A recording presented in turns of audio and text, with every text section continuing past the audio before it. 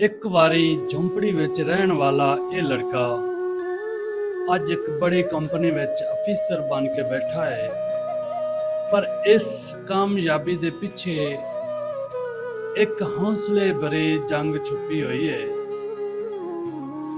ਇੱਕ ਵਾਰੀ ਦਾ ਜ਼ਿਕਰ ਹੈ, ਇੱਕ ਮਜ਼ਦੂਰ ਆਪਣੀ ਪਤਲੀ ਜਿਹੀ ਝੁੰਪੜੀ ਵਿੱਚ ਆਪਣੇ ਪੁੱਤਰ ਨੂੰ ਵੇਖ ਕੇ ਇਹ ਦੁਆ ਕਰਦਾ ਸੀ, ਯਾ ਰੱਬ, ਮੇਰੇ ਕੋਲ ਤਾਂ ਕੁਝ ਵੀ ਨਹੀਂ, ਪਰ ਮੇਰੇ ਬੱਚੇ ਦੇ ਨਸੀਬ ਵਿੱਚ ਸਕੂਨ ਤੇ ਕਾਮਯਾਬੀ ਦੇ ਲਿਖ ਦੇ।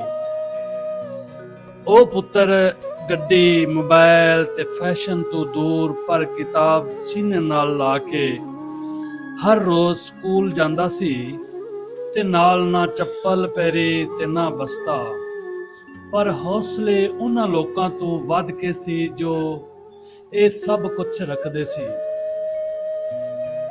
ਬਾਰਿਸ਼ ਵਿੱਚ ਟਪਕਦੀ ਛੱਤ, ਹੰਡੀਆਂ ਵਿੱਚ ਪਾਣੀ ਦੀ ਜਗ੍ਹਾ ਸਿਰਫ ਉਮੀਦ, ਤੇ ਰਾਤਾਂ ਦੇ ਤੇਲ ਵਾਲੇ ਡੱਬੇ ਯਾਨੀ ਕਿ ਦੀਵੇ ਦੀ ਲਾਟ ਤੇ ਸਬਕ ਯਾਦ ਕੀਤਾ। ਲੋਕ ਹੱਸਦੇ ਸਨ, ਮਜ਼ਦੂਰ ਦਾ ਪੁੱਤਰ ਹੈ, ਜ਼ਿਆਦਾ ਤੋਂ ਜ਼ਿਆਦਾ ਰਾਜ ਮਜ਼ਦੂਰ ਹੀ ਬਣੇਗਾ। ਪਰ ਉਹ ਬੱਚਾ ਅੰਦਰ ਅੰਦਰ ਬੋਲਦਾ ਸੀ, ਅੱਲਾ ਨੇ ਤੇ ਮਿਹਨਤ ਮੇਰਾ ਹਥਿਆਰ ਹੈ। ਕਾਲਜ ਦਾ ਐਡਮਿਸ਼ਨ ਮਿਲਿਆ ਪਰ ਫੀਸ। ਮਜ਼ਦੂਰ ਬਾਪ ਨੇ ਆਪਣਾ ਖੂਨ ਪਸੀਨਾ ਵੇਚ ਕੇ ਕਦੀ ਰੇੜੀ ਲਗਾਈ, ਕਦੀ ਰੇੜੀਆਂ ਤੇ ਸਮਾਨ ਚੁੱਕਿਆ, ਮੋਢਿਆਂ ਤੇ ਸਮਾਨ ਚੁੱਕਿਆ। ਉਹ ਬੱਚਾ ਹਰ ਦਿਨ 8 ਕਿਲੋਮੀਟਰ ਪੈਦਲ ਕਾਲਜ ਜਾਂਦਾ ਸੀ।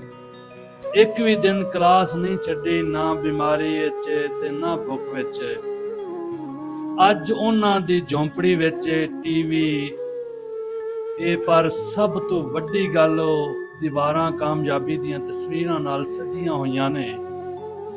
ਉਹ ਮਜ਼ਦੂਰ ਬਾਪ ਜਿਹੜਾ ਕੱਲ ਤੱਕ ਰਾਹਾਂ ਵਿੱਚ ਸਮਾਨ ਚੁੱਕਦਾ ਸੀ, ਅੱਜ ਉਹਨਾਂ ਦੀਆਂ ਅੱਖੀਆਂ ਫਖਰ ਨਾਲ ਨਾਮਣ, ਮੈਂ ਮਜ਼ਦੂਰ ਹਾਂ ਪਰ ਮੇਰਾ ਪੁੱਤਰ ਅਫੀਸਰ ਬਣ ਗਿਆ। ਤੇ ਦੋਸਤੋ, ਆਖਿਰ ਦੇ ਵਿੱਚ ਪੈਗਾਮ ਹੈ ਕਿ ਗੁਰਬਤ ਹਾਰ ਨਹੀਂ ਹੁੰਦੀ।